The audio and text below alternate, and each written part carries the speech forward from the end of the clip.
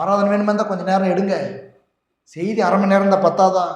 45 நிமிஷம் தான் பத்தாதா? 30 நிமிஷம் தான் பத்தாதா? உபதேசம் ஏன்னா உபதேசத்தை கேட்கறதுக்கு செவி திணறல் உள்ளவர்கள் அப்படின்னு வேதவசனம் சொல்லுது. காது கொடுத்து கேட்கறதுக்கு, மனசை ஒருமைப்படுத்தி கேட்கறதுக்கு, சிந்தையை சிதறவிடாமல் சிலுவையை பற்றிய உபதேசத்தை, கர்த்தருடைய வார்த்தைகளை கேட்பதற்கு விடாதபடி பிசாசு தடை பண்ணுகிறான். நீங்கள் நானும் அவைகளை ஜெயித்தவர்களாய் கேட்க கர்த்தர் நமக்கு பலன் தருகிறார். ஆமென். 1 கொரிந்தியர் 2:6 அப்படி இருந்தும் தேறினவர்களுக்குள்ளே ஞானத்தை பேசுகிறோம், இப்பிரபஞ்சத்தின் ஞானத்தை அல்ல, அழிந்து போகிறவர்களாகி இப்பிரபஞ்சத்தின் பிரபுக்களுடைய ஞானத்தை அல்ல. உலக தோற்றம் முன்னே தேவன் நம்முடைய மகிமைக்காக ஏற்படுத்தினதும் மறைக்கப்பட்டதுமாயிருந்த ரகசியமான தேவ ஞானத்தையே பேசுகிறோம். அதை பிரபஞ்சத்து பிரபுக்களில் ஒருவனும் அறியவில்லை. அறிந்திருந்தார்களானால் மகிமையின் கர்த்தரை அவர்கள் சிலுவையில் அறைந்திருக்க மாட்டார்களே. எழுதியிருக்கிறபடி தேவன் தம்மில் அன்பு கூறுவர்களுக்கு ஆயத்தம் பண்ணினவைகளை கண் காணவும் இல்லை, காது கேட்கவும் இல்லை, அவைகள் மனுஷனுடைய இருதயத்தில் தோன்றவும் இல்லை. நமக்கோ தேவன் அவைகளை தமது ஆவியினாலே வெளிப்படுத்தினார். அந்த ஆவியானவர் எல்லாவற்றையும் தேவனுடைய ஆழங்களையும் ஆராய்ந்திருக்கிறார். மனுஷனில் உள்ள ஆவியை அன்றி மனுஷரில் எவன் மனுஷருக்குரியவர்களை அறிவான்? அப்படி போல தேவனுடைய ஆவியை அன்றி ஒருவனும் தேவனுக்குரியவர்களை அறிய மாட்டான். நாங்களோ உலகத்தின் ஆவியை பெறாமல் தேவனால் எங்களுக்கு அருளப்பட்டவைகளை அறியும்படிக்கு தேவனிடத்திலிருந்து புறப்படுகிற ஆவியை பெற்றோம். அவைகளை நாங்கள் மனுஷ ஞானம் போதிக்கிற வார்த்தைகளாலே பேசாமல் பரிசுத்த ஆவி பேசுகிற வார்த்தைகளாலே பேசி ஆவிக்குரியவைகளை ஆவிக்குரியவர்களோடு சம்பந்தப்படுத்தி காண்பிக்கிறோம்.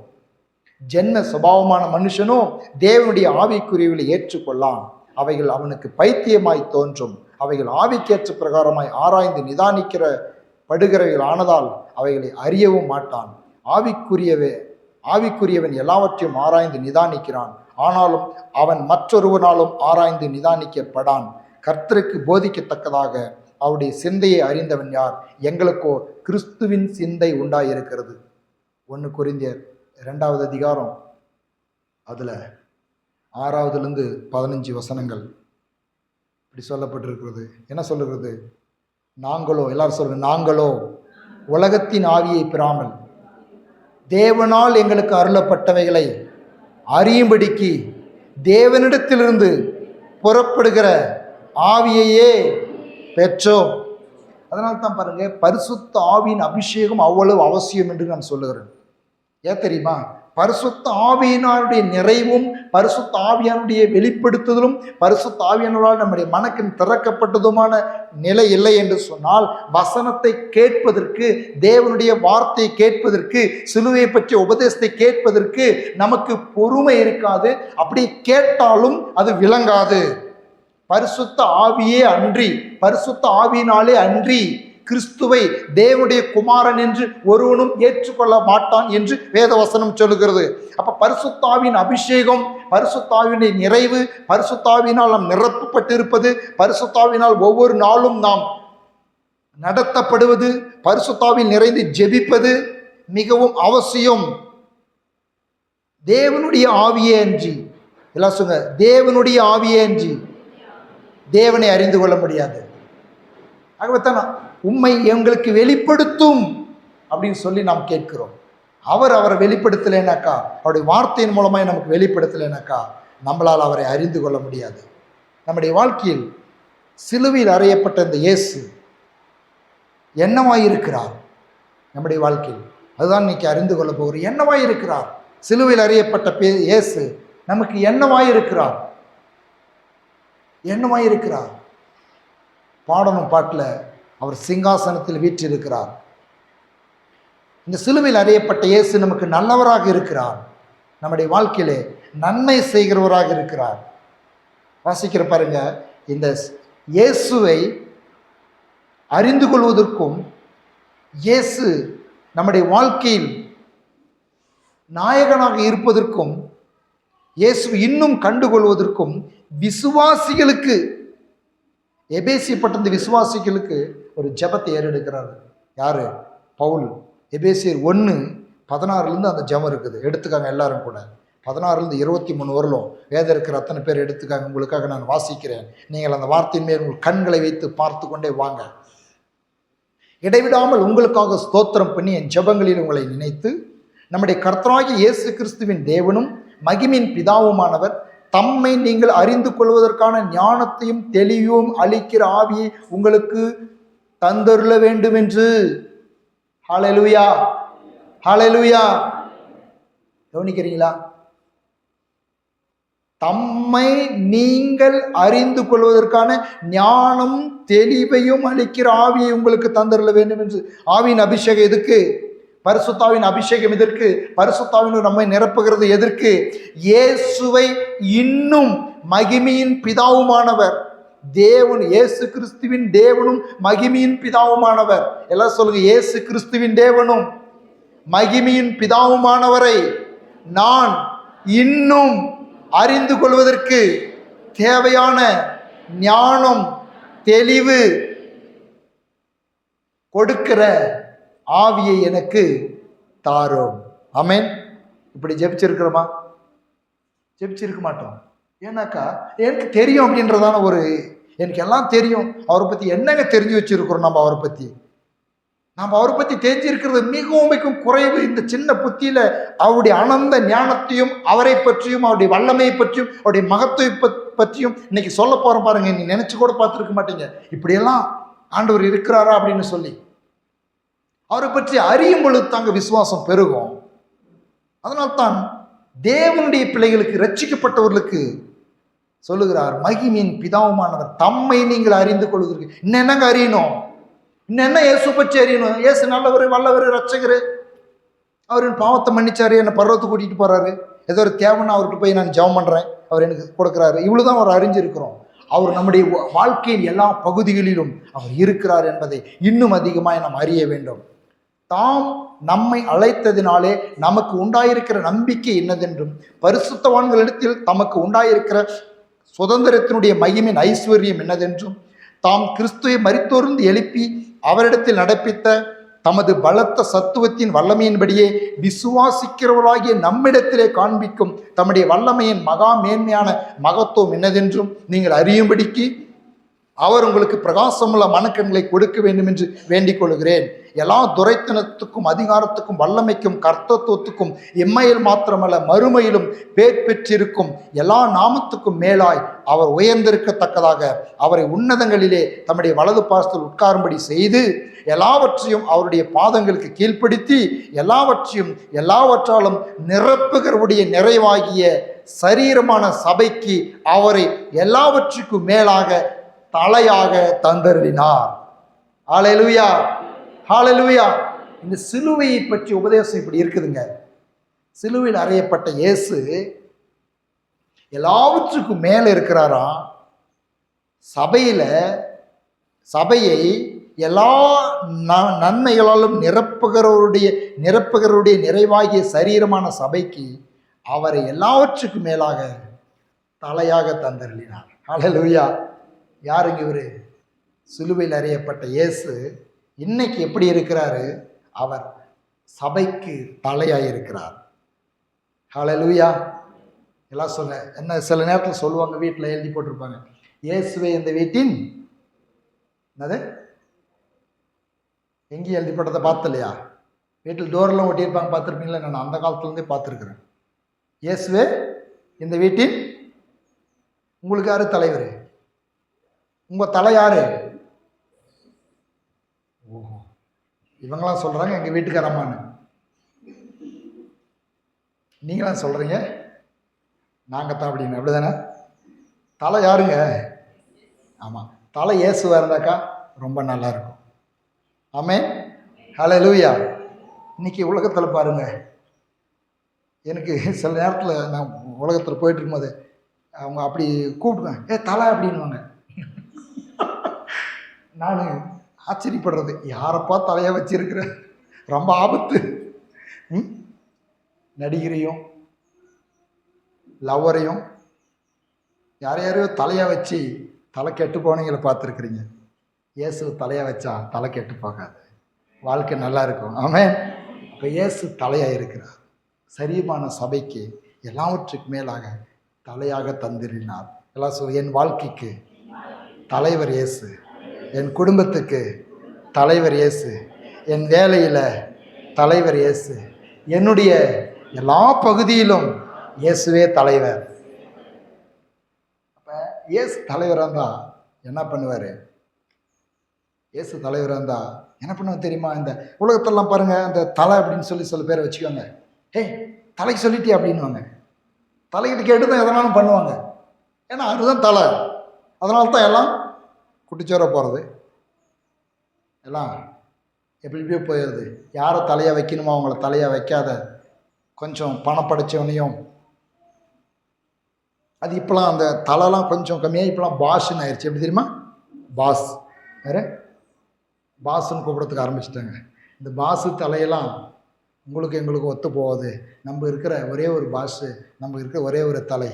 எஸ், ஹல்லேலூயா, ஹல்லேலூயா. ஆகவே என் தலைவர். அதனால் தான் வெற்பனசப்பா அருமையான ஒரு பாடல் பாட, எனது தலைவன் இயேசு ராஜன் மார்பிள் சாய்ந்திருப்பேன். இப்போ இயேசு தலையாக வைப்போம். ஆமென். வாழ்க்கையில் எதையும் தலையாக வச்சிடாதீங்க, யாரையும் தலையாக வச்சிடாதீங்க, ரொம்ப நம்பிடாதீங்க. ஓகே, நம்புங்க, நம்பிடாதீங்க. அப்படி தான் சொல்லுவேன் நான்.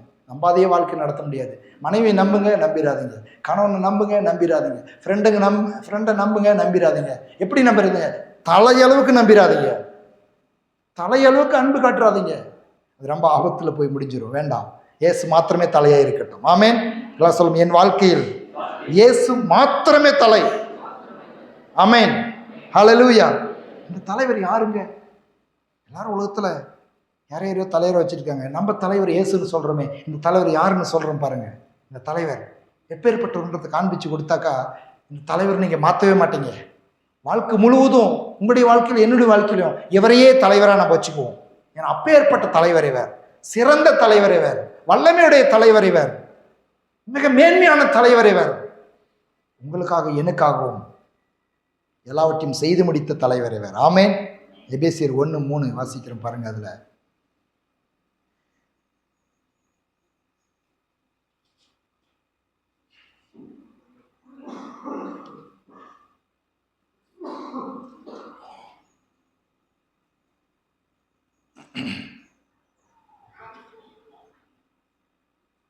இவர் அவருடைய மகிமையின் பிரகாசமும் அவருடைய தன்மையின் சொரூபமாயிருந்து சர்வத்தையும் தம்முடைய வல்லமையில வசனத்தினாலே தாங்குகிறவராய் தம்மாலே தாமே நம்முடைய பாவங்களை நீக்கும் சுத்திகரிப்பை உண்டு பண்ணி உன்னதத்தில் மகத்துவமானுடைய வலது பாரசத்தில் உட்கார்ந்தார்.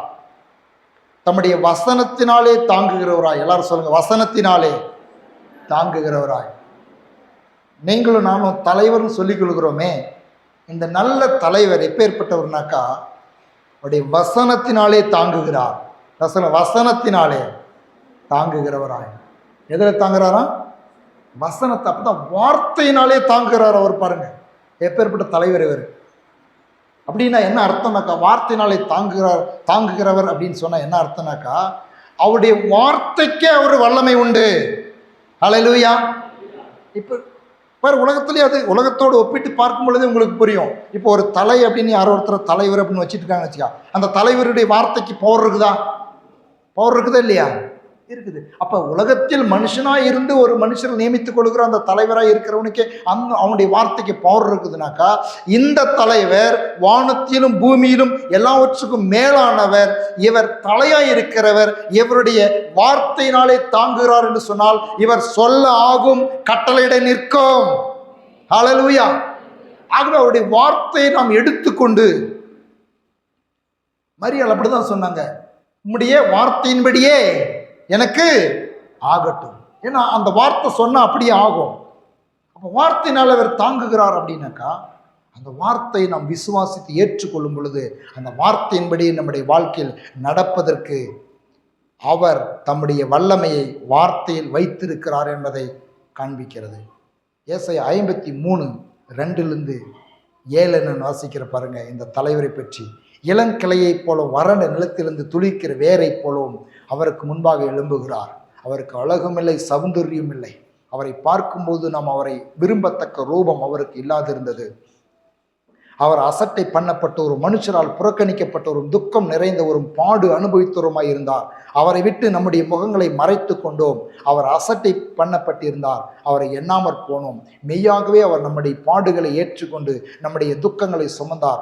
நாமோ அவர் தேவனால் அடிக்கப்பட்டு வாதிக்கப்பட்டு சிறுமைப்பட்டவர் என்று எண்ணினோம். நம்முடைய மீறுதல்கள் நிமித்தம் அவர் காயப்பட்டு நம்முடைய அக்கிரமங்கள் நிமித்தம் அவர் நொறுக்கப்பட்டார்.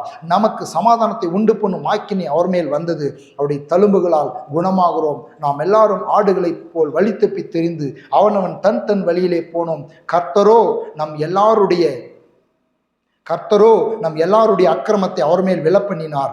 அவர் நொறுக்கப்பட்டும் ஒடுக்கப்பட்டும் இருந்தார், ஆனாலும் தம்முடைய வாயை அவர் திறக்கவில்லை. அடிக்கப்படும்படி கொண்டு போகப்படுகிற ஒரு ஆட்டுக்குட்டியைப் போலவும் தன்னை மயிர் கத்திரிக்கிறவனுக்கு முன்பாக சத்தமிடாதிருக்கிற ஆட்டைப் போலவும் அவர் தம்முடைய வாயை திறவாது இருந்தார். எப்படிப்பட்ட தலைவருங்க என்னுடைய தலைவர்? எனக்காக தன்னையே பலியாய் தந்தவர். இவரை தலைவராக வச்சுக்கலாமா? ஆமென். எல்லாம் எனக்காக தன்னையே பலியாய் கொடுத்தவர் தான் என்னுடைய தலைவர். ஹல்லேலூயா.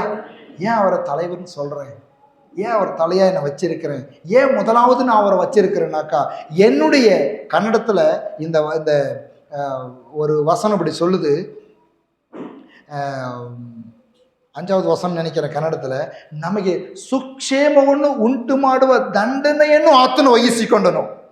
ஹல்லேலூயா. என்னுடைய தலைவர் எப்படி தெரியுமா? இப்போ உலகத்தில் இருக்கிற தலைவர் மீண்டும் மீண்டும் அங்கேயே வருது பாருங்க. உலகத்தில் இருக்கிற தலைவர் என்ன பண்ணுவார்? தலைவர் இப்படி நிச்சுக்கிட்டு அந்த சில அடிக்கப்படுகிற இடத்துக்கு ஒரு போலீஸ்னால் அடிக்கப்பட்டாங்க அப்படின்னா தலைவர் அடி வாங்க மாட்டார். தலைவர் இங்கே இருப்பார். யார் அடி வாங்குறது?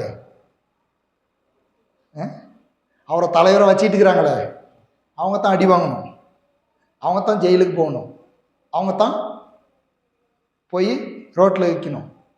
தலைவர்லாம் கொஞ்சம் கூட அதுக்கு வரமாட்டார், அந்த அடியெல்லாம் வாங்கிக்க மாட்டார்.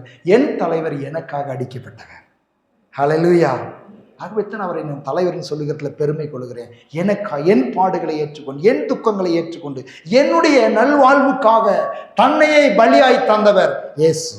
ஹல்லேலூயா. அவரை தலைவர் என்று, என்னுடைய வாழ்க்கையின் தலைவர், என்னுடைய வாழ்க்கையின் நல்ல தலைவர் என்று சொல்லிக் கொள்கிறதே நான் சந்தோஷப்படுகிறேன். எபிரேயர் 9:12, வெள்ளாட்டுக்கடா இளங்காலை இவைகளுடைய இரத்தத்தினாலே அல்ல, தம்முடைய சொந்த இரத்தத்தினாலே ஒரே தரம் மகா பரிசு தலத்திலே பிரவேசித்து நித்திய மீட்பை உண்டு பண்ணினார். எல்லாம் சொல்லுங்க, எனக்காக சொந்த இரத்தத்தை. யார் ரத்தம் அது? அப்படி சொந்த ரத்தங்க. உங்கள் ரத்தத்தை ஒரு சொட்டு வீணா கீழே விடுவீங்களா? இல்லை ஒரு சொட்டு வேறவங்களுக்காக விடுவீங்களா? ஒரு சொட்டு ரத்தத்தை சில நேரத்தில் ரத்த தானம் செய்யுங்க அப்படின்னாக்கா, ரத்தம் இருந்தாலும் கூட சில பேர் தானம் செய்யறதுக்கு முன் வரதில்லை. ஆனால் இயேசு எப்படி செஞ்சாரா? சொந்த ரத்தத்தினாலே, சொந்த ரத்தத்தினாலே, சொந்த ரத்தத்தினாலே எனக்கு நித்திய மீட்பை உண்டு பண்ணினார். ஹல்லேலூயா. இவர் தான் என்னுடைய தலைவர். நன்றாக அறிஞ்சிக்காங்க உங்கள் தலைவர் யாருன்னு சொல்லி. அறிஞ்சிக்கிட்டா தான் அந்த தலைவர் மேலே இருக்கிற நம்பிக்கை, அந்த விசுவாசம் என்ன செய்கிறார் என்பதை அறிந்தால்தான் அவர் மேல் அந்த நம்பிக்கை ஸ்ட்ராங்காக இருக்கும். இல்லைன்னா பிசாசு தலைவர் பற்றி தப்பாக சொல்லி, உங்கள் தலைவர் சரியில்லை, உங்கள்கிட்டயே பாடு வாங்குறாரு, உன்னையே உன்னை கண்டுக்காத இருக்கிறார் அப்படின்னு சொல்லி பிசாசு கொடுக்கிறதான பொய்யான தகவல்களை நம்பாதிருங்கள். உனக்கும் எனக்கும் தலைவராக இருக்கிற இயேசு உங்களுக்காக எனக்காக தன் சொந்த ரத்தத்தை சிந்தி இருக்கிறார். ஆதியாகமம் 1:26, பின்பு தேவன் நமது சாயலாகவும் நமது ரூபத்தின்படியும் மனுஷனை உண்டாக்குவோமாக, அவர்கள் சமுத்திரத்தின் மச்சங்களையும் ஆகாயத்து பறவைகளையும் மிருக ஜீவன்களையும் பூமி அனைத்தையும் பூமியின் மேல் ஊறும் சகல பிராணிகளையும் ஆளக்கடவர் என்றார். என்னுடைய தலைவர் தன்னை போலவே என்னை உண்டாக்கி இருக்கிறார். ஹல்லேலூயா. எல்லாம் சொல்லுங்க, நல்ல தலைவர் இயேசு என் தலைவர். அந்த இயேசு அவரை போலவே என்னை உண்டாக்கி இருக்கிறார். இந்த அவரை போலவே உண்டாக்கி இருக்கிறான்றதுல சரியா புரிஞ்சு கொள்ள முடியறதில்ல பாருங்க. அவருடைய ரூபம், அவருடைய சாயல் ரூபம் அப்படின்னு சொல்லிட்டு அடுத்து அவருடைய சாயல் ரூபம் அப்படின்னு சொல்லிட்டு அடுத்து ஒரு காரியம் சொல்றாரு. அவரை போலவே அவர் தலைவர் அப்படின்னாக்கா தலைவருக்கு என்ன இருக்கும்? எப்பயுமே ஒரு பவர் இருக்கும், ஒரு ஆளுகை செய்யக்கூடிய ஒரு வல்லமை இருக்கும். அதே போல பாருங்க, இந்த தலைவர் எனக்கும் இந்த மிருகஜீவன் பூமி அனைத்தும் பூமியின் மேல் இருக்கிற பிராணிகள் அதோடு கூட சிலுவையில் மரித்து உயிர் தெழுந்த பிறகு பிசாசின் மீதும் அதிகாரத்தை எனக்கு கொடுத்து விட்டார். ஹல்லேலூயா. பிசாசை நான் ஆளலாம். பிசாச நீங்க ஆள்றீங்களா? பிசாசு உங்களை ஆள்றானா? விசுவாசிகளா இருக்கிற நாம் விசுவாசிக்கிறவர்களால் நடக்கும் அடையாளங்கள் ஆவன என் நாமத்தினால் பிசாசின் மீது ஆளுகைகளை செலுத்துவார். இன்னைக்கு அநேகருடைய வாழ்க்கையிலே பிசாசை விசுவாசிகளாக இருக்கிற இயேசுவை விசுவாசிக்கிற இயேசுவை தன் தலைவராய் கொண்டிருக்கிற மக்கள் பிசாசு ஆளல, பிசாசு அவங்கள ஆளுது. ஏன் அப்படின்னாக்கா சத்தியம் தெரியவில்லை, வசனம் தெரியவில்லை, ஆவியாருடைய நிறைவு இல்லாதனால ஐயோ பிசாசு என்னமோ பண்றான், ஒன்றும் பண்ணவே முடியாது. ஏன்னாக்கா நீங்க சொல்லுங்க, ஆதியாகமம் 1:26 ஆழக்கடவர்கள் என்று சொல்லி இருக்கிறாரு. எல்லாம் சொல்லுங்க, ஆழக்கடவர். ஆழக்கடவர்கள் என்னைக்கு சொன்னாரு? சிலுவையில் மரிச்சு உயிர் தெழுந்த பிறகு வந்து அதிகாரத்தை கொடுத்தாரு. ஆனா மனுஷனை உண்டாக்கும் பொழுதே இந்த அதிகாரத்தை கொடுத்திருந்தாருன்னு சொல்லி ஆதியாகமம் 1:26 சொல்லுது ஆழக்கடவர்கள். ஹல்லேலூயா. அப்ப எல்லாரும் சொல்லுங்க, என்னுடைய தலைவர் எல்லாவற்றையும் ஆளுகிறவர். நானும் என்னுடைய உலகத்தில் என்னுடைய வளையத்தில் இருக்கிற எல்லா சூழ்நிலைகளையும் பிசாசையும் ஆள எனக்கும் அதிகாரத்தை கொடுத்திருக்கிறார். ஆமென். அப்படின்னாக்க இன்னைக்கு பிசாசையும் சூழ்நிலையும் ஆள்றது நம்மளுக்கு தெரிஞ்சிருந்தாக்கா நம்ம ஆளுவோம். அதுக்காக சிலருடைய வாழ்க்கையில் கணவன் மேல் ஆளுகையை செலுத்துறது, மனைவின் மேல் ஆளுகையை செலுத்துறது, இதெல்லாம் அப்படி உலகத்தில் நடக்குது. ஆனால் நம்மளுக்கு அப்படிப்பட்டதான அறிவு இல்லை, அப்படிப்பட்டதான ஆளுகை செலுத்துறதுக்காக நமக்கு தேவன் ஆளுகை கொடுக்கல. நம்முடைய சூழ்நிலைகள் மீது, நமக்கு எதிராக வருகிற பிரச்சனைகளின் மீது, பிசாசின் மீது நம்முடைய ஆளுகையை வசனத்தின்படி பரிசுத்தாவின் வல்லமையோடு கூட ஆளுகை செலுத்த நமக்கு உரிமை உண்டு. ஆகவே எனக்கு ஆளுகையை தந்த இந்த நல்ல தலைவர் எனக்கு என்னுடைய வாழ்க்கையின் தலைவராக நான் வைத்திருப்பதில் சந்தோஷப்படுகிறேன், நான் பெருமைப்படுகிறேன். எபிரேயர் 10:19 ஆகையால் சகோதரரே, நாம் பரிசுத்த தலத்தில் பிரவேசிப்பதற்கு இயேசுவானவர் தமது மாம்சமாகி திரையின் வழியாய் புதிதும் ஜீவனுமான மார்க்கத்தை நமக்கு உண்டு பண்ணினபடியால். அடுத்து என்ன பண்ணியிருக்கார் இந்த தலைவர்? நான் பரலோகத்துக்கு பரலோகத்துக்கான வழியை உண்டாக்கி இருக்கிறார். ஆமென். ஹல்லேலூயா. என்னுடைய தலைவர் யார்? பரலோகத்துக்கு போறதுக்கான வழியை உண்டாக்கி இருக்கிறார். இவரை போல யாருங்க இருக்க முடியும் இந்த உலகத்துல? இப்படிப்பட்ட தலைவர் தான் இவர். இயேசு இப்படிப்பட்ட தலைவர் அறிஞ்சா யாருமே வேண்டாம்னு சொல்ல மாட்டாங்க. சொல்லுவாங்களா? ஒருத்தருமே சொல்ல மாட்டாங்க. ஏன் அப்படின்னாக்கா அறியாமல் இருக்கிறார்கள். அதனால தான் சொல்றது, அமர்ந்து ஆவியானுடைய துணையோடு கூட சிலுவை பற்றிய உபதேசம், இந்த சிலுவை நாயகன், இந்த தலைவர் எப்பேற்பட்டவர் என்பதை கேட்டா இந்த தலைவரை யாருமே வேண்டாம்னு சொல்ல மாட்டாங்க. அவர் பரலோகத்துக்கு போறதான திறவுகோலை உண்டாக்கினார். அடுத்து 2 பேதுரு 1:9 சொல்லுகிறது, அதிக உறுதியான தீர்க்க தரிசன வசனம் நமக்கு உண்டு. பொழுது விடிந்து விடிவெள்ளி உங்கள் இருதயங்களில் உதிக்கும் அளவும் இருளுள்ள ஸ்தலத்தில் பிரகாசிக்கிற விளக்கை போன்ற அவ்வசனத்தை கவனித்திருப்பது நலமாயிருக்கும். அடுத்து என்ன பண்ணிருக்கிறார்? இவ்வளோலாம் செஞ்சு கொண்டிருக்கிற இந்த நல்ல தலைவர் என்ன பண்ணியிருக்கிறார்? நமக்கு அவருடைய வசனத்தை கொடுத்திருக்கிறார். நல்லா சொல்லுங்க, வசனத்தை கொடுத்திருக்கிறார். சொல்லுங்க, வார்த்தையினால் தாங்கினார் அப்படின்னு பார்த்தோம். அந்த வார்த்தையை யாருக்கு கொடுத்திருக்கிறாராம்? என்ன சொல்லுங்க, வார்த்தையை எனக்கு கொடுத்திருக்கிறார். வசனத்தை கவனித்திருப்பது நலமாயிருக்கும். எல்லாம் சொல்லுங்க, விளக்கை போன்ற அவ்வசனத்தை கவனித்திருப்பது நலமாயிருக்கும். வசனத்தை கவனிக்கிறீங்களா? இயேசு நம்புற நீங்க வசனத்தை கவனிக்கிறீங்களா? வீட்டில் வசனத்தை படிக்கிறீங்களா? பைபிளை திறந்து வசனத்தை படிக்கிறீங்களா? ஆடியோ பைபிளை கேட்குறீங்களா? வசனம் அடங்கிய போதனைகளை கேட்குறீங்களா? வசனம் அடங்கிய பாடல்களை கேட்கிறீர்களா? வசனத்தை கவனித்திருப்பது நலமாயிருக்கும். எப்பொழுதுமே பாருங்க, வசனத்துக்குள் ஊறும் பொழுது பிசாசு உங்களை ஜெயிக்க முடியாது. ஆகவே தான் அவர் எபிரேயர் 1:3 சொல்லுகிறது, இவர் அவருடைய மகிமின் பிரகாசமும் அவருடைய தன்மையும் சொரூபமாய் இருந்து சர்வத்தையும் தம்முடைய வல்லமையுள்ள வசனத்தினாலே தாங்குகிறவராய். எல்லாம் சொல்ல, சர்வத்தையும் தம்முடைய வல்லமையுள்ள வசனத்தினாலே. எதனால தாங்குறாரா? வல்லமையுள்ள வசனத்தினால். அப்ப வசனத்துக்கு வல்லமை உண்டு. அவர் சொல்லுகிறார், என் வசனம் ஆவியாயும் ஜீவனாயும் இருக்கிறது என்று சொல்லி தம்முடைய வல்லமையுள்ள வசனத்தினாலே. வசனம் எங்க இருக்குதான் பாருங்க. நீங்க என்ன நினைக்கிறீங்க? இயேசுக்கு தான் வல்லமை உண்டு.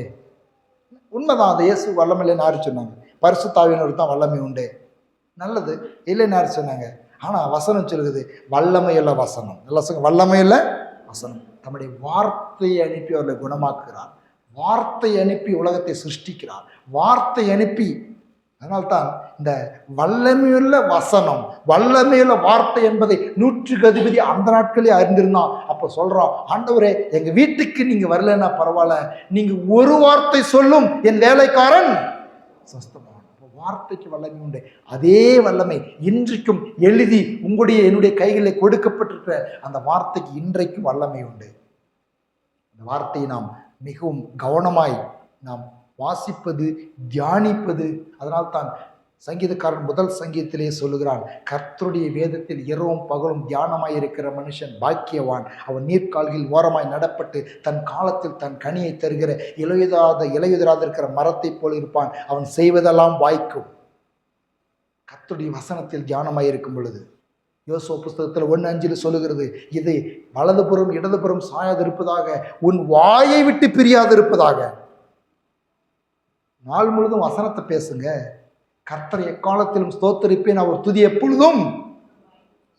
சில நேரத்தில் நான் பார்க்குறேன், அநேகர் பார்க்குறேன், கம்முனே ஏன் ஒரு ஒரு ஒரு ஒரு துணி துவைக்கிறீங்க, வீட்டு சமையல் செய்கிறீங்க, இல்லை தனியாக வீட்டில் ஏதாவது உக்காந்துட்டு இருக்கிறீங்க, ஏன் வாயை மூடிட்டே இருக்கிறீங்க?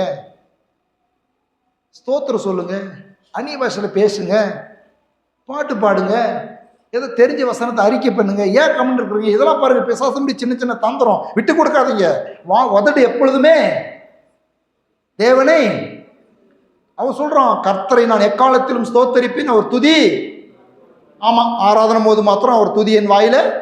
அப்படியே சொல்லியிருக்கிறான். எப்படி சொல்றான்? ஆராதனை போது மாத்திரம் அவர் துதி என் வாயில் இருக்கும், அபிஷேக் கொடுத்தும் போது மாத்திரம் இருக்கும், ஜெபம் பண்ணும் போது மாத்திரம் அவருடைய துதி என் வாயில் இருக்கும், பைபிள் படிக்கும் போது மாத்திரம் அவருடைய துதி வாயில் இருக்கும். அப்படியே சொல்லியிருக்கான். எல்லாம் சொல்லுங்க, எப்பொழுதும் எப்பொழுதும் எப்பொழுதும் அவர் துதி. துதினா துதி, ஸ்தோத்திரம், அறிக்கை, பாட்டு, அந்நிய பாஷை எல்லாம் இருக்கட்டுமே. செஞ்சு பாருங்க, உங்க வாழ்க்கையில எப்படிப்பட்ட மாற்றங்களை அந்த வசனம், அந்த வார்த்தை, அந்த ஆவியின் வல்லமை உண்டாக்குதுன்றது நீங்க அனுபவித்து பார்த்தால் நீங்கள் இன்னும் உற்சாகமாய் ஈடுபடுவீர்கள். இப்படிப்பட்ட இந்த இயேசு வசனத்தினால் தாங்குகிறவர். நம்முடைய வாழ்க்கையிலே அவருடைய வார்த்தையினால் நம்மை தேற்றுகிறவர். நம்முடைய வாழ்க்கையில் மற்ற எல்லா காரியங்களிலும், இந்த உலக வாழ்க்கையிலும் அவர் நமக்கு அக்கறை செலுத்துகிறவராய் இருக்கிறார் என்பதை வசனத்தின் மூலமாய் சில வசனங்களை உங்களுக்கு காண்பித்து கொடுக்க விரும்புகிறேன். இந்த நல்ல தலைவர் நம்முடைய வார்த்தையில் தாங்குகிறவர், வார்த்தையை நமக்கு தந்திருக்கிறவர். நமக்கு இந்த உலகத்தின் காரியங்கள் எவ்வளோ அக்கறை உள்ளவராக இருக்கார் பாருங்கள். இந்த தலைவர், இந்த இயேசு தலைவர் நமக்கு எவ்வளோ அக்கறை உள்ளவராக இருக்கிறது உங்களுக்கு காண்பித்து கொடுக்க விரும்புகிறேன். சங்கீதம் 104:15, மனுஷனுடைய இருதயத்தை மகிழ்ச்சியாக்கும் திராட்சரசத்தையும் அவனுக்கு முகக்கலையை உண்டு பண்ணும் எண்ணெயையும் மனுஷனுடைய இருதயத்தை ஆதரிக்கும் ஆகாரத்தையும் விளைவிக்கிறார். எவ்வளோ அக்கறை பாருங்க. ஆகாரத்தை, திராட்சரசம் மகிழ்ச்சி உண்டாக்குது, முகக்கலையை உண்டு பண்ற எண்ணெய், இருதயத்தை ஆதரிக்கும் ஆகாரத்தை இயேசு விளைவிக்கிறார். எல்லாம் சொல்லுங்க, இயேசு விளைவிக்கிறார். சாப்பாட்டை யார் தராரு? இயேசு தரார். எல்லாம் சொல்லுங்க, எனக்கு சாப்பாடு யார் தரது? ஆமாம், எங்கள் கடையிலேருந்து வாங்கிட்டு வந்து நம்ம ஈஸியாக சாப்பிட்டுக்கிறதுனால இதை நம்ம நினைக்கிறதே கிடையாது. மகிழ்ச்சியாக்கும் திராட்சரசம், முகக்கலையை உண்டு பண்ணும் எண்ணெய், இருதயத்தை ஆதரிக்கும் ஆகாரம் எல்லாம் யார் விளைவிக்கிறது? ஏசப்பா விளைவிக்கிறார். அடுத்து லேவியராகமம் 25:19, பூமி தன் கனியை தரும், நீங்கள் திருப்தியாக சாப்பிட்டு அதில் சுகமாய் குடியிருப்பீர்கள். இது யார் தருது? ஏசப்படி வசனம் சொல்லுதுங்க, பூமி தன் கனியை தரும், நீங்கள் திருப்தியாய் சாப்பிட்டு அதில் சுகமாய் குடியிருப்பீர்கள். இதெல்லாம் பாருங்க வாக்குத்தத்தமா கூட நீங்க எடுத்துக்கலாம். லேவியராகமம் 25:19, அது லேவியராகமம் 26:5 சொல்லுது பாருங்க. திராட்சை பழம் பறிக்கும் காலம் வரைக்கும் போரடிப்பு காலம் இருக்கும், விதைப்பு காலம் வரைக்கும் திராட்சை பழம் பறிக்கும் காலம் இருக்கும், நீங்கள் உங்கள் அப்பத்தை திருப்தியாக சாப்பிட்டு உங்கள் தேசத்தில் சுகமாய் குடியிருப்பீர்கள். யார் இதெல்லாம் ஏற்பாடு பண்ணி வச்சிருக்கிறதா? அப்படியே இருக்கட்டும் பாருங்க. திராட்சை பழம் காலம் வரைக்கும் போரடிப்பு காலம் இருக்கும், விதைப்பு காலம் வரைக்கும் திராட்சை பழம் பறிக்கும் காலம் இருக்கும். கண்டினியூா இதை நான் எப்படி நினைக்கிறேன்னாக்கா, மாம்பழம் போனதும் பலாப்பழம் வந்துடுது, பலாப்பழம் போனதும் அத்திப்பழம் வந்துடுது, அத்திப்பழம் போனதும் என்னென்ன பழம் வருது, என்னென்னமோ பழம். அப்படி அந்தந்த காலத்துக்கு ஒரு பழம் வருது இல்லையா? பூசணி பழம் வருது, அப்புறம் தர்பூசணி பழம் வருது, வேச காலத்தில் தர்பூசணி பழம் வருது, குளிர்ச்சி காலத்தில் மாம்பழம், எப்படி எப்படியே மாறி மாறி அந்தந்த ஒரு பழம் போனால் இன்னொரு பழம் வருது. எப்பயும் பழம் கிடைக்குதா உங்களுக்கு? நீங்கள் மார்க்கெட்டில் போனாக்கா எப்பயும் உங்களுக்கு பழம் கிடைக்குதா? அப்போ இதெல்லாம் உண்டாக்குனது யாரு? அவர் தான் சொல்கிறார் பாருங்க, இந்த பழம் போனால் அந்த பழம் வரும், அந்த பழம் எதுக்கு தெரியுமா? உங்களுக்காக எனக்காக தான் அவர் உண்டாக்கி வச்சிருக்கிறார். ஆமென். திருப்தியாக சாப்பிடணுமா, சுகமாக குடியிருக்கணுமா? அந்த தலைவருடைய ஆசை இது, ஏசப்பாவுடைய ஆசை இது. அந்த ஆசையை நிறைவேற்றதுக்கு அவரோடு கூட நம்மை ஒத்துழைக்க செய்கிறார், ஒத்துழைக்க கேட்கிறார். உபாகமம் 11:15, மிருக ஜீவன்களுக்காக உன் வெளிகளிலே புல் முளைக்கும்படி செய்வேன், நீ சாப்பிட்டு திருப்தி அடைவாய் என்கிறார். அப்போ மிருகஜீவனுக்கு கூட புல்லெல்லாம் இன்னைக்கு நிறைய புல் வகைகள், மிருகஜீவன்களுக்கு உண்டான புல் வகைகள் எல்லாம் நிறையா மனுஷன் உண்டாக்கி கண்டுபிடிச்சிருக்கிறான். அதெல்லாம் செஞ்சது யாரு? அதெல்லாம் கண்டுபிடிக்க வச்சது, அதெல்லாம் உருவாக்குனது யாரு? சிருஷ்டித்தது யாரு? அவர் சொல்றாரு, உன்னுடைய மிருக ஜீவன்களுக்கு புல்லு நான் தான் போய் விளைவிக்கிறேன். இன்னைக்கு அதை இது சிந்திச்சு பார்க்கறதில்ல. காசு கொடுத்தா புல்லு வருதுங்க, காசு கொடுத்தா புல்லு, இப்படி யோசிக்கிறோம். ஆனால் உண்மை என்னன்னாக்கா, இதுக்கு மூலம் இயேசு. ஹல்லேலூயா. எல்லாவற்றையும் ஆளுகை செய்து நீ சாப்பிட்டு திருப்தி அடைவாய் என்கிறார். பாருங்க, மத்தேயு 15:36, 37, 38 பாருங்க.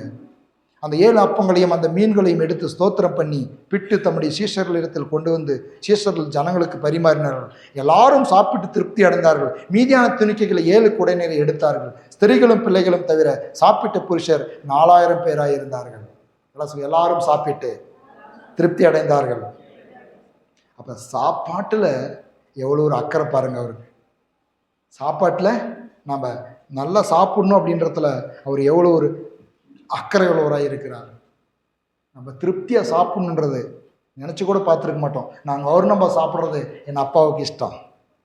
ஹல்லேலூயா, ஹல்லேலூயா. அதுக்காக எப்படி சாப்பிடணுமோ அப்படி சாப்பிடுங்க. ஒரு நம்ம சாப்பிட்றது நல்லது. ஆனால் டாக்டர்கிட்ட போனாக்கா சாப்பிட வேண்டான்றான்.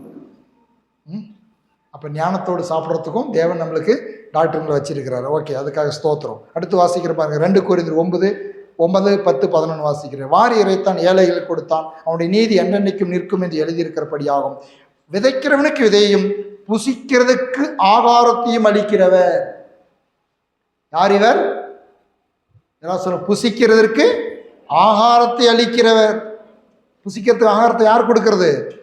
ஆமாம், அம்மா சமைச்சு கொடுக்குறாரு, அப்பா சம்பாதிச்சு கொடுக்குறாரு, கடையில் வாங்கிட்டு வரோம். இல்லை, புசிக்கிறதுக்கு ஆகாரத்தை என் இயேசு அப்பா அழைக்கிறார். ஹல்லேலூயா, ஹல்லேலூயா. எல்லாம் அவர் தராராம். அடுத்து பாருங்க, நம்முடைய சாப்பாட்டில் இவ்வளோ ஒரு அக்கறை, இவ்வளோ ஒரு அக்கறாரு இந்த தலைவர். நான் தியானிச்சுட்டு இருக்கும் பொழுது நம்ம உடுத்துருமே உடை, இந்த உடையை குறித்து கூட அவர் சொல்றாரு. இந்த உடையை குறித்து கூட அவர் அக்கறை உள்ள இருக்காரு. எப்படி அக்கறை உள்ளவராக இருக்காருன்னு சொல்லி சில வசனங்களை காண்பித்து கொடுக்குறோம் பாருங்க. யாத்ராகமம் 28:2, உன் சகோதரனாகிய ஆரோனுக்கு மகிமையும் அலங்காரமாய் இருக்கும் பொருட்டு பரிசுத்த வஸ்திரங்களை உண்டு பண்ணுவாயாக. எப்படிப்பட்ட வஸ்திரமா? மகிமையும் அலங்காரமான வஸ்திரம். என்னங்க இது? ஏதோ ஒரு துணி போட்டுட்டு வந்தா பத்தாதா? மகிமையும் அலங்காரமான இருக்கும்படிக்கு. ஏன்னா இவன் ஆசாரியன். இன்றைக்கு நாம்பளும் நீங்களும் தான் ஆசாரியர்கள் தான். மகிமையும் அலங்காரமாக இருக்கும்படியாக பரிசுத்த வஸ்திரங்களை உண்டு பண்ணிவாயாக. அடுத்து யாத்ராகமம் 28:40, ஆரோனுடைய குமாரருக்கும் மகிமையும் அலங்காரமாக இருக்கும் பொருட்டு அங்கிகளையும் இடைக்கச்சைகளையும் குல்லாக்களையும் உண்டு பண்ணுவாயாக.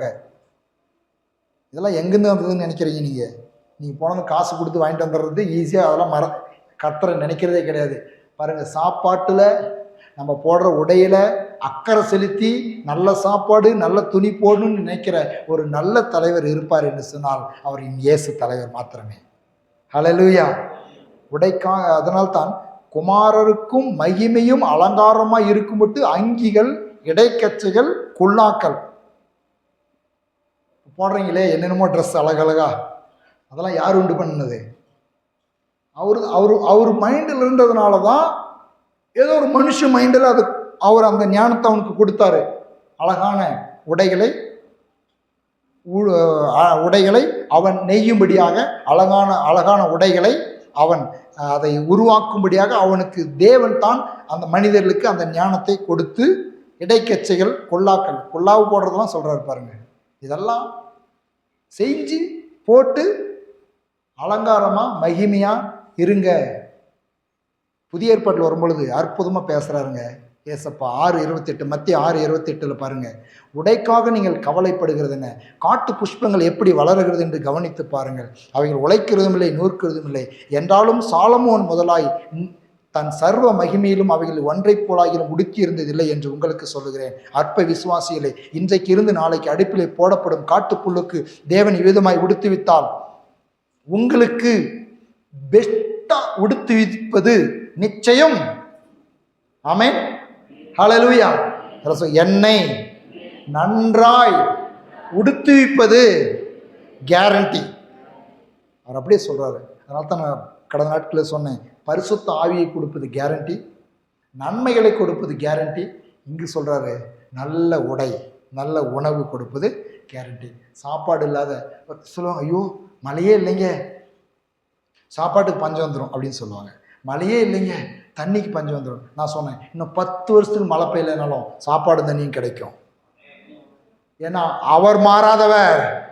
அவரை நம்புகிறவர்களுக்கு தண்ணியும் கிடைக்கும், சாப்பாடும் கிடைக்கும், உடையும் கிடைக்கும், உணவும் கிடைக்கும், இந்த உலகத்தின் நன்மைகள் கிடைக்கும். பஞ்ச காலத்தில் உணவளிக்க. ஹல்லேலூயா. எந்த சூழ்நிலையிலும் அவர் மேல இருக்கிற நம்பிக்கை அப்படியே இருக்கணும். ஏன்னா அவர் ஒன்றுமில்லாமல் உருவாக்குகிறவர், ஒன்றுமில்லாமல் உருவாக்குகிறவர். கர்த்தர் உனக்கு வாக்கு கொடுத்து உனக்கு சொல்லி இருக்கிறபடி நீ என்னுடைய கட்டளைகளை எல்லாம் கை கொண்டால் எனக்கு சொந்த ஜனமாய் இருப்பீர்கள். நான் உண்டு பண்ணின எல்லா ஜாதிகளை பார்க்கிறோம். எல்லாரும் சொல்லுங்க, புகழ்ச்சியும் கீர்த்தியிலும் மகிமையிலும் உன்னை சிறந்திருக்கும்படி செய்வேன். அப்படி செய்யறது தான் அவருடைய விருப்பமே. புகழ்ச்சியிலும், உபாகமம் 26:19 பாருங்க, அப்படிதான் சொல்லுது. புகழ்ச்சியிலும் கீர்த்தியிலும் மகிமையிலும் சிறந்திருக்கும்படி செய்வேன். ஹல்லேலூயா. எல்லாம் சொல்லுங்க, புகழ்ச்சியிலும் கீர்த்தியிலும் மகிமையிலும் என்னை சிறந்திருக்கும்படி செய்வதே என் ஏசப்பாவுடைய விருப்பம். பாருங்க, பலன் சரி, உணவு தான், உணவில் இப்படி அக்கறை செலுத்துறாரு. நான் நல்லா உடுத்தணும்னு ஆசைப்படுறாரு. அது மாத்திரம் இல்லைங்க, நம்ம நல்ல பலன் ஆரோக்கியமாக இருக்கணும்னு விரும்புகிறாரு. சில வசனங்களை காண்பித்து கொடுக்குற பாருங்க. முதலாவது பலனை எங்கே வைக்கிறாராம்? பகைஞனையும் பழிக்காரனையும் அடக்கி போட தேவரீருடைய சத்துருக்கள் நிமித்தம் குழந்தைகள் பாலகர் வாயினால் பலன் உண்டு பண்ணினீர். சங்கீதம் 8:2. வாயில பலனை வச்சுட்டாரு. எப்படி? துதிக்கும் பொழுது ஒரு பலன் உண்டாகிறது. ஏசாயா 28:10. கற்பனை மேல் கற்பனையும், கற்பனையின் மேல் கற்பனையும், பிரமாணத்தின் மேல் பிரமாணமும், பிரமாணத்தின் பிரமாணமும், இங்கே கொஞ்சம் அங்கே கொஞ்சமும் என்றார்கள். பரியாச உதடுகளினாலும் அந்நிய பாஷைகளினாலும் இந்த ஜனத்தோடு பேசுவார். இதுவே நீங்கள் இளைத்தவனை இளைப்பார பண்ணுகிற இளைப்பாறுதல், இதுவே ஆறுதல் என்று அவர்களோடு அவர் சொன்னாலும் கேட்க மாட்டோம் என்கிறார்கள். நன்றாய் புரிந்து கொள்ளுங்க. சோர்ந்து போயிருக்கிறீங்களா? ஒண்ணுமே தெரியலையா? ஜெபிக்க முடியலையா? சங்கீதம் 8:2 சொல்லுது. ஏசாயா 28:11 சொல்லுது. ஒரு பலன் உங்களுக்குள் உண்டாகிறதுக்கான வழியை தேவன் வச்சிருக்கிறார். ஒன்றுமே இல்லை, நீங்கள் தனியாக போங்க, முழங்கால் படியிடுங்க, அமருங்க, நின்று கொள்ளுங்க, வாக் பண்ணுங்க, அந்நிய பாஷையில் பேசுங்க, அந்நிய பாஷையில் துதிங்க, அந்நிய பாஷையில் ஸ்தோத்திரம் பண்ணுங்க. அதில் ஒரு பலன் உண்டாவதான். அவர் சொல்கிறாரு, இந்த ஜனத்தோடு இது இளைத்தவனை இளைப்பார பண்ணுகிற இளைப்பாறுதல். இளைத்தவனை இளைப்பார பண்ணுகிற இளைப்பாறுதல் எது? அந்நிய பாஷையினாலும் பரியாச உதடுகளினாலும். கிண்டல் பண்ணாதீங்க, சந்தேகப்படாதீங்க. அந்நிய பாஷையில் பேசுகிறதையும், அந்நிய பாஷையில் துதிக்கிறதையும், அந்நிய பாஷையில் ஆராதிக்கிறதையும் கிண்டல் பண்ணாதீங்க. அது இன்றைக்கும் ஒவ்வொரு மனுஷனுடைய வாழ்க்கையில் பலமான காரியங்களை நடப்பிக்கிற ஒரு சத்தியமாய் இருக்கிறது. அடுத்து சொல்றாரு ஏசாயா 40வது அதிகாரம் 25 இப்படி இருக்க என்னை யாருக்கு ஒப்பிடுவீர்கள், எனக்கு யாரை நிகராக்குவீர்கள் என்று பரிசுத்தர் சொல்லுகிறார். உங்கள் கண்களை ஏறெடுத்து பாருங்கள், அவைகளை சிருஷ்டித்தவர் யார்? அவர் அவைகளை சேனைகளை இலக்கமாக புறப்பட பண்ணி அவைகளெல்லாம் பேர் பேராக அழைக்கிறவராமே. அவருடைய மகா பலத்தினாலும் அவருடைய மகா வல்லமையினாலும் அவைகள் ஒன்றும் குறையாமல் இருக்கிறது. யாக்கோபே, இஸ்ரவேலே, என் வழி கர்த்தருக்கு மறவாயிற்று என்றும் என் நியாயம் என் தேவனிடத்தில் எட்டாமல் போகிறது என்றும் நீ சொல்லுவானேன். பூமியின் கடையாந்தரங்களை சிருஷ்டித்த கர்த்தராகிய அனாதி தேவன் சோர்ந்து போகிறதும் இல்லை, இலைப்படைவதும் இல்லை. இதை நீ அறியாயோ? இதை நீ கேட்டதில்லையோ? அவருடைய புத்தி ஆராய்ந்து முடியாது.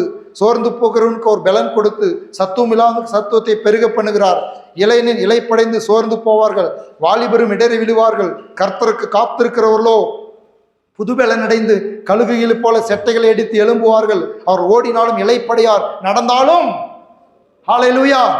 வாழ்க்கையில சோர்வு, வாழ்க்கையில பலவீனம், சத்துவம் இல்லை சரீரத்தில் அவருக்கு காத்திருக்கும் பொழுது உண்மையாகவே அவருடைய சரீரத்தில் பலனை தர அவர் வாக்கு பண்ணி இருக்கிறார். ஹல்லேலூயா. 2 கொரிந்தியர் 12:8-10 அதான் சொல்றாரு. என்ன சொல்றாரு? என் கிருபை உனக்கு போதும், உன் பலவீனத்தில் என் பலன். ஹல்லேலூயா. நம்முடைய பலவீனத்தில் யார் பலன் தருது? பலன் தரன்னு சொல்ல அவருடைய பலத்தையே நமக்கு தருகிறார். பிலிப்பியர் 4:13 சொல்லுகிறது, என்னை பலப்படுத்துகிற கிறிஸ்துவினாலே எல்லாவற்றையும் செய்ய எனக்கு. பாருங்க, அந்த வார்த்தைகள் அறியாதனாலதான் வாழ்க்கையில இப்படிப்பட்ட வார்த்தைகள்லாம் இருக்குதானே தெரியாது. இப்படியெல்லாம் என் தலைவர் சொல்லியிருக்கிறாரான்னு தெரியாது.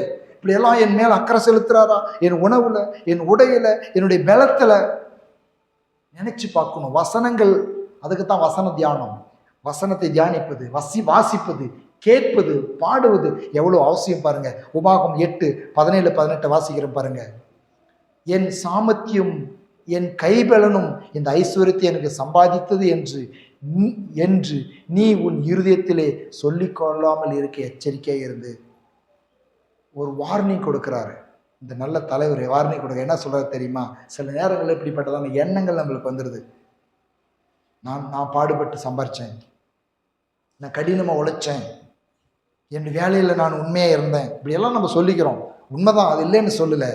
ஆனால் அவர் சொல்றாரு, என் கைபலன், என் சாமர்த்தியம் ஐஸ்வர்யத்தை எனக்கு கொண்டு வந்தது, அதனால தான் எனக்கு ஐஸ்வர்யம் வந்தது. சில பேர் சொல்லுவாங்க, நான் டெக்னிக்காக சம்பாரிச்சிங்க, ரொம்ப புத்தியாக சம்பாரித்தேன். இல்லை, உன் தேவனாகிய கர்த்தரை நினைப்பாயாக. அவரே உன் பிதாக்களுக்கு ஆணையிட்டு கொடுத்து தம்முடைய உடன்படிக்கையை உறுதிப்படுத்தும்படி இந்நாளில் உனக்கு உண்டாயிருக்கிறது போல ஐஸ்வர்யத்தை சம்பாதிக்கிறதற்கு பலன் கொடுக்கிறவர். ஹல்லேலூயா.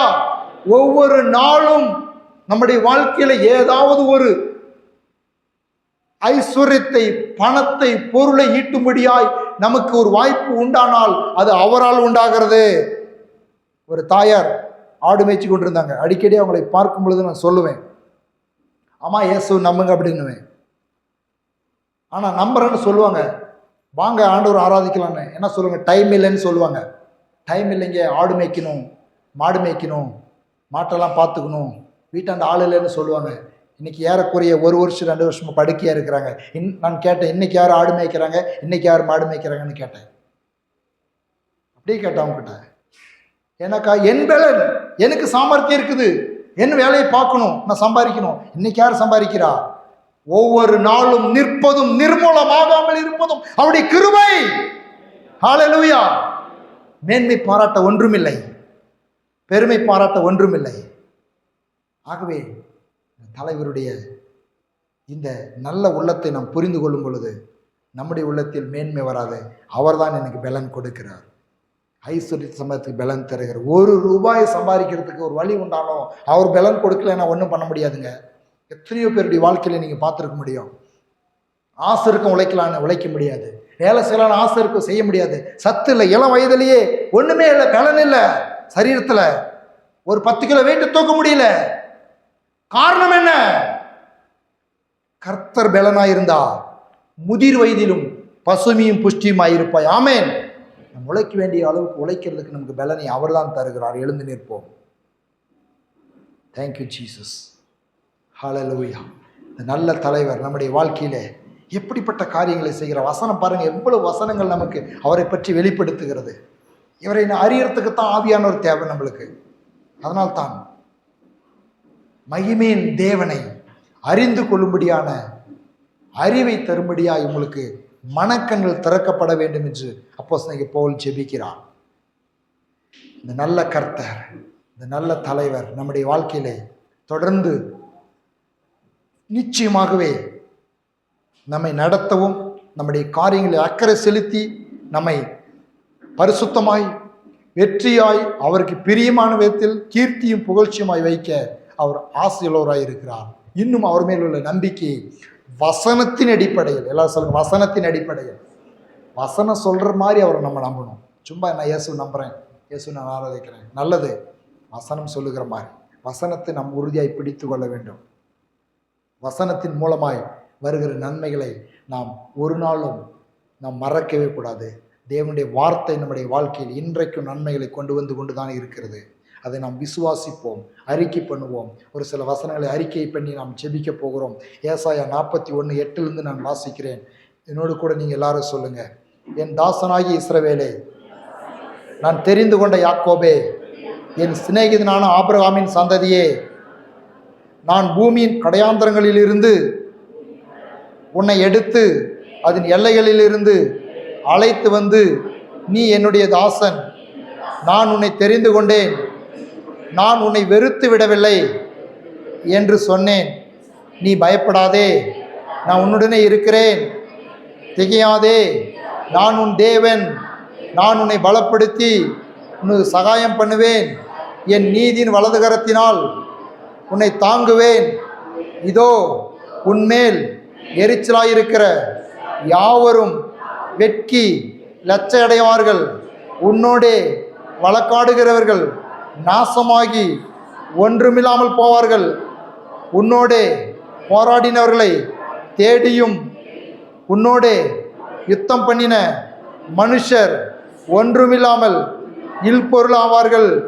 உன் தேவனாயிருக்கிற கர்த்தராயிருக்கிற நான் உன் வலது கையை பிடித்து பயப்படாதே, நான் உனக்கு துணை நிற்கிறேன் என்று சொல்லுகிறேன். யாக்கோபு என்னும் பூச்சியே, இஸ்ரவேலின் சிறு கூட்டமே, பயப்படாதே, நான் உனக்கு துணை நிற்கிறேன் என்று கர்த்தரும் இஸ்ரவேலின் பரிசுத்தருமாயிருக்கிற உன் மீட்பர் உரைக்கிறார். இதோ போரடிக்கிறதற்கு நான் உன்னை புதிதும் கூர்மையுமான பற்களுள்ள யந்திரமாக்குவேன்.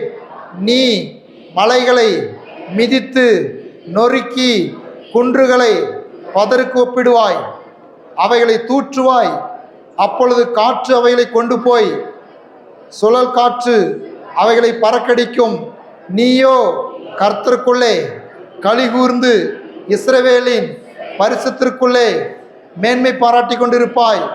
சிறுமையும் எளிமையுமானவர்கள் தண்ணீரை தேடி அது கிடையாமல் அவர்கள் நாவு தாகத்தால் வரலும்போது கர்த்தராகிய நான் அவர்களுக்கு செவி கொடுத்து இஸ்ரவேலின் தேவனாகிய நான் அவர்களை கைவிடாதிருப்பேன். உயர்ந்த மேடுகளிலும் ஆறுகளிலும் பள்ளத்தாக்குகள் நடுவிலும் ஊற்றுகளை திறந்து வனாந்தரத்தை தண்ணீர் தடாகமும் வறண்ட பூமியை நீர்க்கேணிகளுமாக்கி வனாந்தரத்திலே கேதுரு மரங்களையும் சித்தி மரங்களையும் மிருது செடிகளையும் ஒலிவ மரங்களையும் நட்டு அவாந்தர வெளியிலே தேவதாரு விருட்சங்களையும் பாய்மர விருட்சங்களையும் புன்னை மரங்களையும் உண்டு பண்ணுவேன். ஹல்லேலூயா, ஹல்லேலூயா. என்ன சொல்ல வராரு? இந்த வாக்குத்தத்தின் மூலமாக, இந்த வார்த்தையின் மூலமாக என்ன சொல்ல வராரு? பல நேரங்களிலே வாழ்க்கையிலே நீங்கள் உடைந்து போயிருப்பீங்க. அப்போ ஆறுதலே இல்லாத சூழ்நிலை இருக்கும். அப்போ மற்றவருடைய ஜெப உதவி நாடுவீங்க, நல்லது. மற்றவர்களிடத்தில் உங்கள் பாரங்களை பகிர்ந்து கொள்வீங்க, நல்லது. நான் சொல்கிறேன், அவைகளோடு கூட இப்படிப்பட்ட ஆண்டுடைய வார்த்தையை நீங்கள் எடுத்து உங்கள் வாயில சொல்லுங்கள், ஆண்டவரே கைவிடாதிருப்பேன்னு சொல்லியிருக்கிறீங்களே. நான் இப்படி வாக்கு தத்தங்கள்லாம் வாசிக்கும் பொழுது கண்களில் நீர் கலங்கும். ஏன்னா அவர் எனக்கே சொன்னது போல நான் எடுத்துக்குவேன். எனக்கே சொன்னது போல நான் எடுத்துக்குவேன். நீங்களும் அப்படி எடுத்து பாருங்களேன். எனக்கே சொன்னது போல, உன்னோடு இருக்கிறேன்னு சொன்னீங்களே, தகையாதன்னு சொன்னீங்களே, கலங்காதன்னு சொன்னீங்களே, நான் கலங்கி போய் இருக்கிறேனே. நீங்கள் சொல்லியிருக்கிறீங்களே கலங்காதன்னு, பயப்படாதன்னு சொல்லியிருக்கிறீங்களே, பயமாக இருக்குது. எதிர்காலத்து குறித்து பயமாக இருக்குது, என் குடும்ப வாழ்க்கை குறித்து பயமாக இருக்குது, என் தனிப்பட்ட வாழ்க்கை குறித்து பயமாக இருக்குது, என் பொருளாதாரத்து குறித்து பயமாக இருக்குது. ஆனால் நீங்கள் பயப்படாதுன்னு சொல்லியிருக்கிறீங்களே. உங்களை நம்புகிறேன், உங்கள் வார்த்தையை நம்புகிறேன். ஆமென். வலது கையை பிடித்து பயப்படாதே, நான் உங்களுக்கு துணை இருக்கிறேன்னு சொல்லியிருக்கிறீங்களே. அழுதுகிட்டே சொல்லுவோம் சில நேரத்தில் அவர்கிட்ட. ஆற்றுவேன் தேற்றுவேன்னு சொல்லியிருக்கிறீங்களே, ஆற்று நீங்கள் ஆற்றி உங்களோட வார்த்தையின்படி ஆற்றி தேற்றுங்க. அப்படியே பேசு. நீங்களும் பேசலாம். நீங்களும் அந்த வார்த்தைகளை எடுத்து சொல்லலாம் அவர்கிட்ட. இப்படி சொல்லியிருக்கிறீங்களே, எனக்குத்தானே சொல்லியிருக்கிறீங்க. மலைகளை மிதித்து நெருக்கி குன்றுகளை பதற்கு ஒப்பிடுவான்னு சொல்லியிருக்கிறீங்களே. நாவினால் தாகத்தால் வரலும்போது கர்த்தராகி நான் அவர்களுக்கு செவி கொடுத்து இஸ்ரவேலின் தேவனாகி நான் அவர்களை கைவிடாதிருப்பேன்னு சொல்லியிருக்கிறீங்களே. வறண்ட பூமியை நீர்க்கேணிகள் ஆக்குன்னு சொல்லியிருக்கிறீங்களே. வனாந்தரத்தை தண்ணீர் தடாகமாக்குன்னு சொல்லியிருக்கிறீங்களே. யாருக்கு சொல்லியிருக்கிறாரு? எங்கேயோ பாரம்பரியமாக வாசித்துட்டு போகிற அப்படி ஒரு வாசகமாக எடுத்துக்கொண்டீங்களாக்கா, ஒரு பலனையும் உங்கள் வாழ்க்கையில் என் வாழ்க்கையில் பெற்றுக்கொள்ள முடியாது, உங்களுக்கு எனக்கு. அதனால் தான் ஆவியினால் இதை நாம் நிறைந்து நாம் எடுத்துக்கொள்ளும் பொழுது அவர் சொல்லுகிறார், மேடுகள் ஆறுகளாகும், பள்ளத்தாக்குகள் ஊற்றுகளாகும், வனாந்தரம் தண்ணீர் தடமாகும், வறண்ட பூமி நீர்க்கேன்களாகும். இயேசுவால் செய்யபடி அவர் பாரு கடைசியாக அந்த 41:19 சொல்கிறாரு, உண்டு பண்ணுவேன். எல்லாம் சொல்ல உண்டு பண்ணுவேன் அப்படின்னு என்ன? அவர் கிரியேட் பண்ணுறாருங்க. அப்படி வசனத்தை சொல்லும் பொழுது அவரே கிரியேட் பண்ணுறாரு. ஆறுதல் இல்லாத இருக்குதா? ஒரு தாய் தேற்றுவது போல உன்னை நான் தேற்றுவேன்னு சொல்லியிருக்கிறீங்களேன்னு சொல்லும் பொழுது அவர் ஆறுதலை கிரியேட் பண்ணுகிறார். அவர் உண்டாக்குகிற தேவன். உன் வாழ்க்கையில் எங்கள் வாழ்க்கையில் உண்டாக்க முடியும். 2 கரங்களை உயர்த்தி அவருக்கு நன்றி சொல்லுவோம். இன்றைக்கும் அந்த தலைவர் உங்களுடைய வாழ்க்கையிலே தலைவராகவே இருக்கட்டும். உங்கள் வாழ்க்கையில் எல்லா பகுதிகளிலும் அவர் தலையிடுகிறார். தலைவர் அப்படின்னு சொன்னாக்கா நம்முடைய வாழ்க்கையில் எல்லா பகுதிகளிலும் தலையிடுகிறவர். அவர் எல்லா பகுதியிலும் தலையிட்டு எல்லா பகுதிகளையும் சரி செய்கிறவர். ஆண்டவரே, உடைந்து போன பகுதிகளை சரி செய்யும்படியாய் தலைவராயருடைய வாழ்க்கையில் நீர் பிரவேசித்திருப்பதற்காக நான் நன்றி செலுத்துகிறேன். கைவிடாதிருப்பேன், சகாயம் செய்வேன், துணை செய்வேன், நீரூற்றாய் மாற்றுவேன், மேடை பள்ளத்தாக்காக்குவேன் சொன்னீங்களே. நம்முடைய பிள்ளைகளுடைய வாழ்க்கையில இந்த வார்த்தையின்படியே 2 கரங்களை உயர்த்தி தங்கள் இருதயத்தை திறந்து கொடுக்கிற ஒவ்வொருடைய வாழ்க்கையிலும் நீர் அவர்களுக்கு என்ன தேவையோ அதை நம்முடைய வார்த்தையின்படியே உண்டு பண்ணுவீராக. ஆகாரத்தை உண்டு பண்ணுவீராக, உடையை உண்டு பண்ணி தருவீராக, பலனை உண்டு பண்ணி தருவீராக, வாய்ப்புகளை உண்டு பண்ணி தருவீராக, குழந்தை பாக்கியத்தை உண்டு பண்ணி தருவீராக, சமாதானத்தை உண்டு பண்ணி தருவீராக, நீர் உண்டாக்குவீராக. இயேசுவின் நாமத்தில் ஒவ்வொருடைய வாழ்க்கையிலும் சமாதானம், சந்தோஷம், ஆறுதல், பலன், ஜீவன், சுகம் உண்டாவதாக. In the name of Jesus. இயேசுவின் நாமத்தினாலே ஹalleluya. நீ சிருஷ்டிக்கிறப்பா, நீ உண்டாக்குகிறதற்காய் நன்றி. வானத்தையும் பூமியையும் உண்டாக்கினவரே, மனுஷனை உண்டாக்கினவரே, என்னை உண்டாக்கினவரே, தாயின் கருவில் என்னை உருவாக்கினவரே, எங்கள் ஒவ்வொருவரையும் தாயின் கருவில் உருவாகும் நீ தெரிந்து கொண்டவரே, எங்களுக்காக கல்வாரி சிலுவையிலே யாவற்றையும் செய்து முடித்தவரே, இன்றைக்கு பிரசன்ட் வாழ்கிற வாழ்க்கையில் உம்முடைய பிள்ளைகளுடைய தேவைகளை நீர் உண்டாக்குவீராக. என்ன தேவையோ அதை உண்டாக்குவீராக. ஒன்றுமில்லாமல் இருந்து உண்டாக்குகிற தேவன் இயேசுவின் நாமத்தில் அப்படி உண்டாக்குகிறதற்காக நன்றி. எங்கள் ஆவி ஆத்ம சரீரத்தை உமக்கு நாங்கள் ஒப்பு கொடுக்கிறோம். நீரே எங்கள் தலைவராய், நீரே எங்கள் ராஜாவாய், நீரே எங்களை ஆளுகிறவராய் தொடர்ந்து இருக்க வேண்டும் என்று நாங்கள் அறிக்கை பண்ணுகிறோம். நீர் எங்களை ஆளுகிறதற்காக நன்றி. உங்களுடைய ஆவியானவர் எங்களை ஆளுகிறதற்காக நன்றி. பிதாவே, எங்கள் மேல் நீர் ஆளுகை செய்கிறதற்காக நன்றி. எல்லாம் மகிமையை உமக்கு செலுத்துகிறோம். இயேசு கிறிஸ்துவின் நாமத்தில் ஜெபிக்கிறோம். நீர் தருகிற அனைத்து நன்மைகளையும் ஏற்றுக்கொள்கிறோம். எங்கள் பரலோகத்தின் நல்ல பிதாவே, ஆமென். என் ஆத்துமாவே கர்த்தரை ஸ்தோத்திரி, என் முழு உள்ளமையோடைய பரிசுத்த நாமத்தை ஸ்தோத்திரி. என் ஆத்துமாவே கர்த்தரை ஸ்தோத்திரி, கர்த்தர் செய்த சகல உபகாரங்களையும் என்று மறவாதே. ஆமென். பிதாவாகிய தேவனுடைய அன்பும் இயேசு கிறிஸ்துவின் கிருபையும் பரிசுத்த ஆவியுடைய சந்தோஷமும் சமாதானம் ஐக்கியமும் நம் அனைவரோடும் இன்றும் என்றும் சதா காலங்களும் இருப்பதாக. ஆமென், ஆமென். ஹல்லேலூயா. God bless you.